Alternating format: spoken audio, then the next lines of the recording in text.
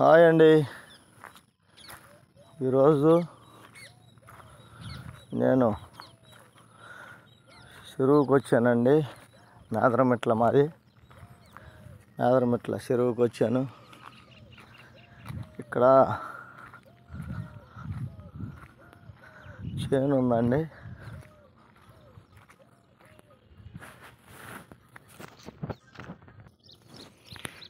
ఉదయాన్నే వచ్చానండి. చేను ఉంది ఈడ.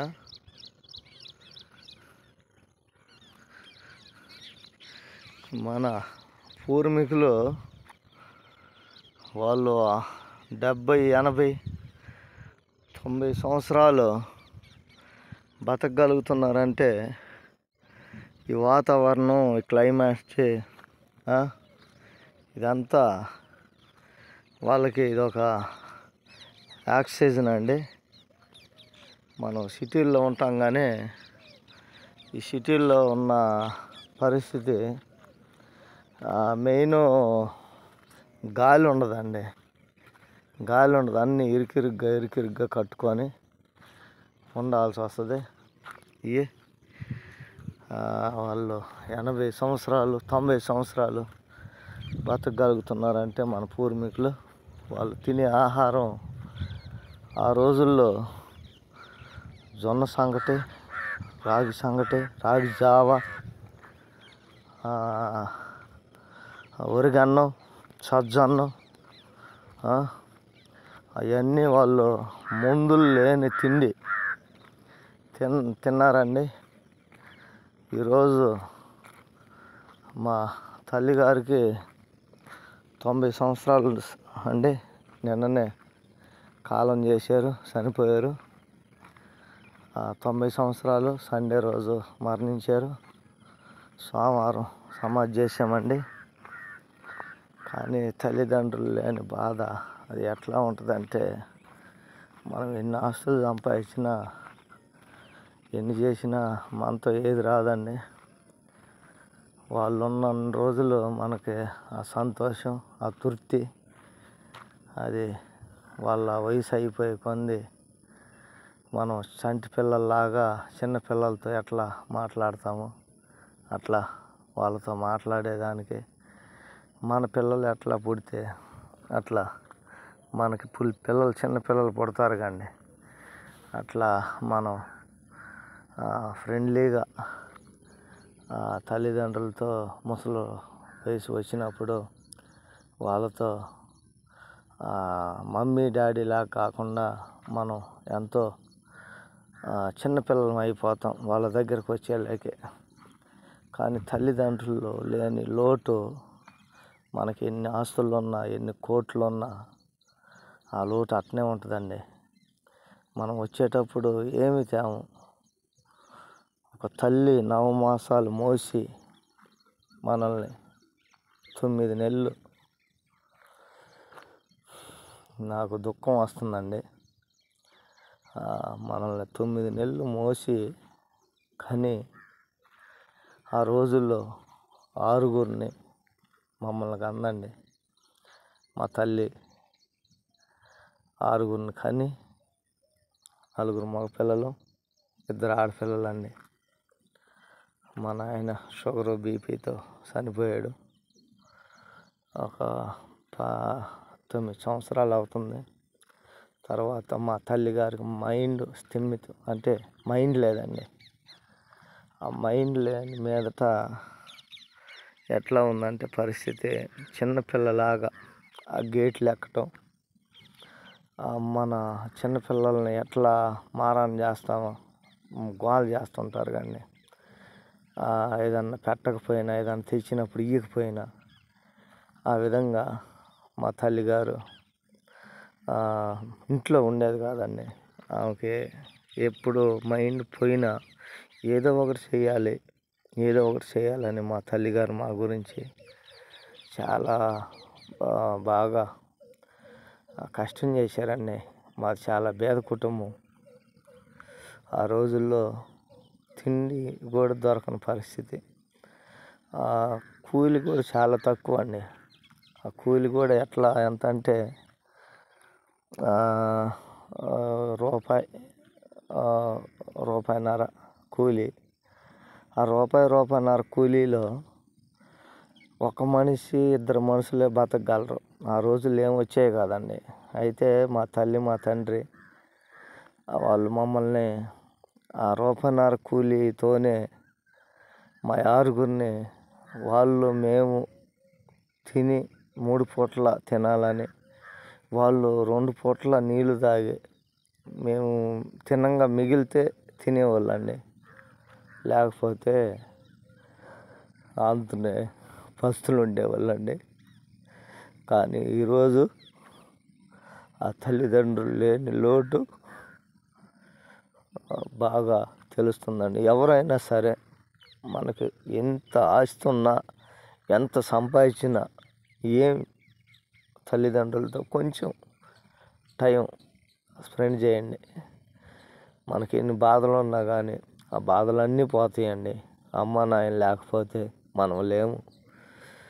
వాళ్ళు ఉంటేనే మన జీవితాలు ఏదైనా మనకి బాగుంటాయండి. ముందు తరాల్లో వాళ్ళు మంచాన పడ్డారనో, లేదు వాళ్ళు వృద్ధాప్యంలో ఉన్నారనో, లేదు వాళ్ళు పని చేయలేకపోతున్నారనో వదిలేయొద్దండి దయచేసి.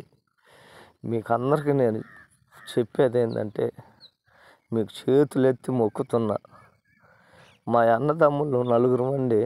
మా 3 అన్నదమ్ముల్లో సిగరెట్లు బాగా కాలుస్తారండి. ఒక్కొక్కరికి రోజు 150 రూపాయలు ఖర్చు ఉంటుంది. కానీ మా తల్లిగారు మంచాన పడ్డప్పుడు ఒక్క ప్లేటు 10 రూపాయలు ఇడ్లీ తెచ్చి పెట్టలేకపోయారండి. నాకు అది చాలా బాధాకరంగా అనిపించింది.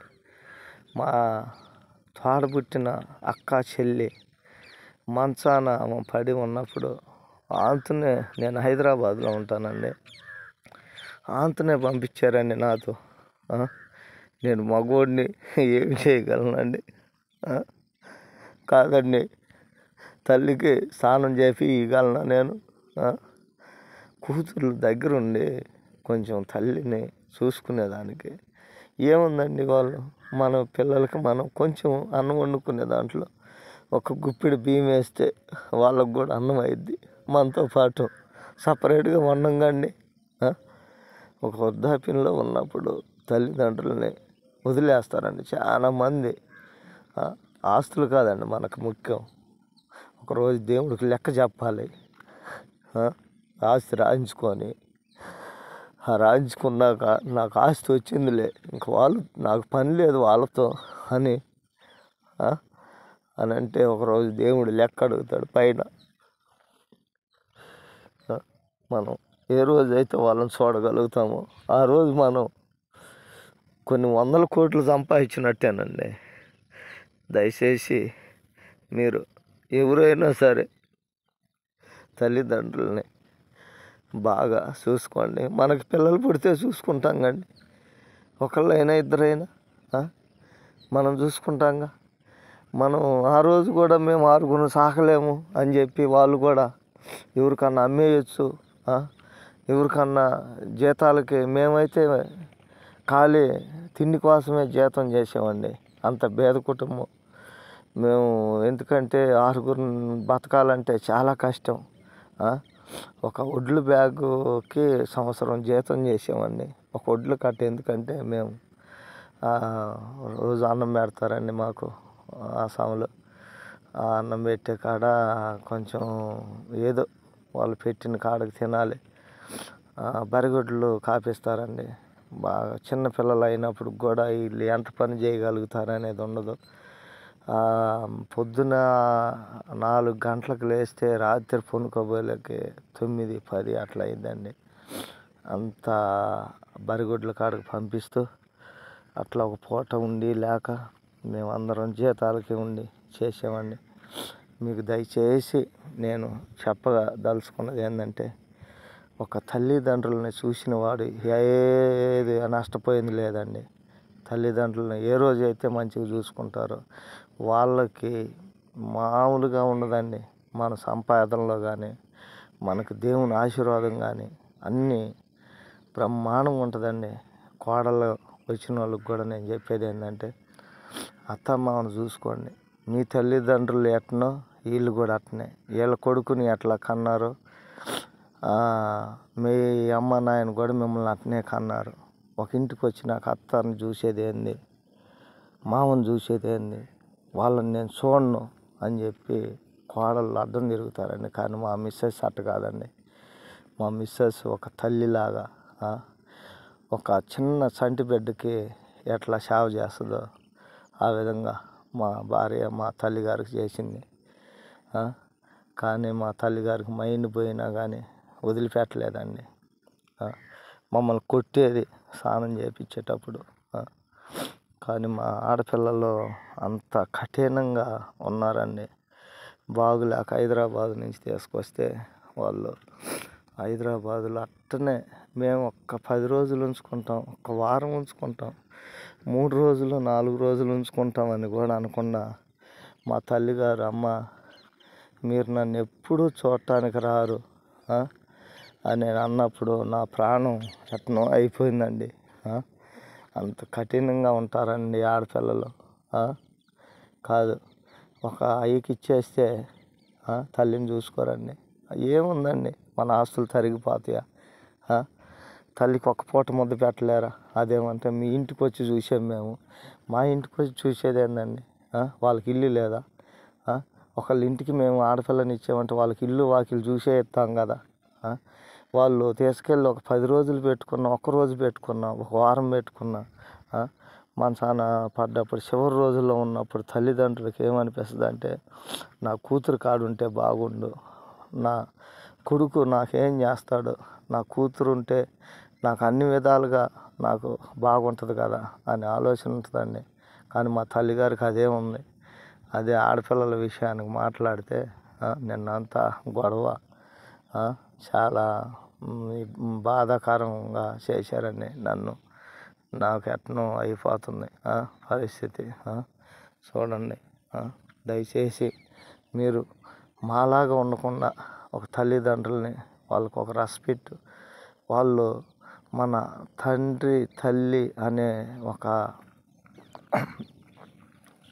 ప్రేమ ఆప్యాయత ఉండి వాళ్ళని చూసుకుంటే అంత బాగుంటుందండి. మన పిల్లల్ని మనం చూసుకోమా, మన పిల్లలకి ఏదైనా చిన్న దెబ్బ తగిలితే అమ్మో అయ్యో అని మనం చాలా బాధపడుతూ ఉంటాం. హాస్పిటల్కి తీసుకెళ్తాం, అక్కడ తీసుకెళ్తాం, ఇక్కడ తీసుకెళ్తాం.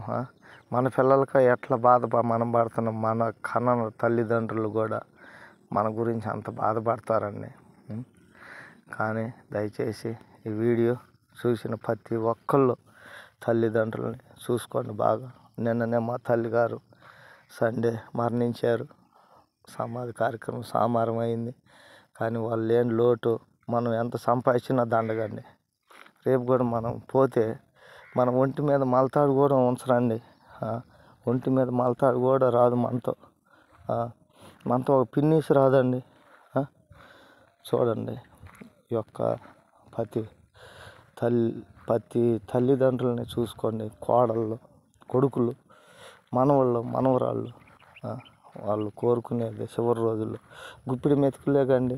వాళ్ళు నాసులు కావాలంటారు. వాళ్ళు కొంచెం అన్నం పెడితే చాలండి.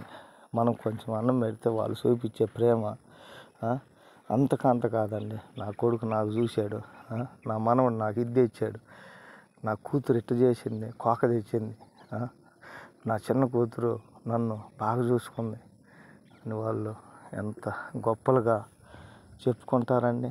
అంతకంటే ఏం కావాలండి మనకు ఆనందం. మా కొడుకు చెప్పులు తెచ్చిచ్చాడండి మా అమ్మకి, అంటే నాయనమ్మ ఇది. ఆ చెప్పులు ఆ చివరి నుంచి ఈ చివరి దాకా నా మనవడు కొనిచ్చాడు. నేను హైదరాబాద్ పోతే నా మనవడు కొనిచ్చాడు అని ఉంటాయండి. తల్లిదండ్రులకు డబ్బులు ఉంటాయి కొనుక్కోటానికి. ఎంత అది వాళ్ళకి అది ఒక ఆనందం అండి. వాళ్ళు మనకు ₹1,00,000 ఆస్తి ఇచ్చినా మనం ఒక్క ₹10 ఏదైనా కొనిచ్చామనుకోండి, వాళ్ళకి ఎక్కడ లేని ఆనందం. కాదండి, నాకు చాలా బాధాకరంగా ఉంది. ఈ వీడియోని దయచేసి అందరు చూడండి. చూసి మీరు ఎలాంటి పరిస్థితుల్లో కూడా అమ్మ నాయన్ని వదలొద్దండి. అమ్మ నాయన్ని వదలొద్దు. దయచేసి అందరికీ దండం పెట్టి చేతులు జోడించి వేడుకుంటున్నానండి.